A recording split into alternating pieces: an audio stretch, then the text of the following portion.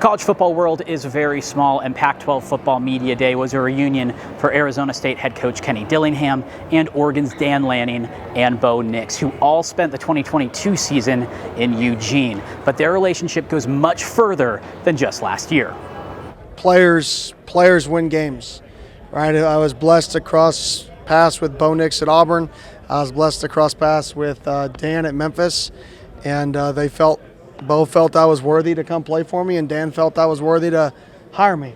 Yeah, really, Kenny and I have had a similar track. We were both young coaches at Arizona State. He was a high school coach when we first met. Went on to be young coaches there at Memphis together.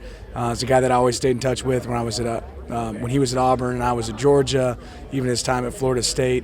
Obviously knew that wanted him to be a part of what we did when we came out to Oregon, but we've really been kind of along this journey together. So I'm really excited for him and his opportunity, excited for Bree and Kent and their future there at AZ. Well, he kind of broke me into college football. He taught me a lot about defenses when I was a freshman, and then this past year he was huge. Great offensive mind, a great schematic guy, a great play caller, has a great feel for the game. If he had a play, he could really coach it. He could teach you exactly how he wanted it run, to where you go out there and felt like it was your play. We used to talk football back and forth, Dan and I, when we were at Memphis. Over and over again, we'd go into each other's rooms. We'd draw up this scheme and that scheme and this scheme and that scheme and this thing. And it just grew me as a coach. He was always willing to learn from somebody else in the room. He never had to be the smartest guy in the room, but he's willing to learn from the people he was around. And I also think he's willingness to think outside the box and do whatever it takes to be successful. He really knows how to relate to each individual quarterback he's got. He keeps up with all of them. I'm sure today he keeps in contact with the first quarterback he ever coached.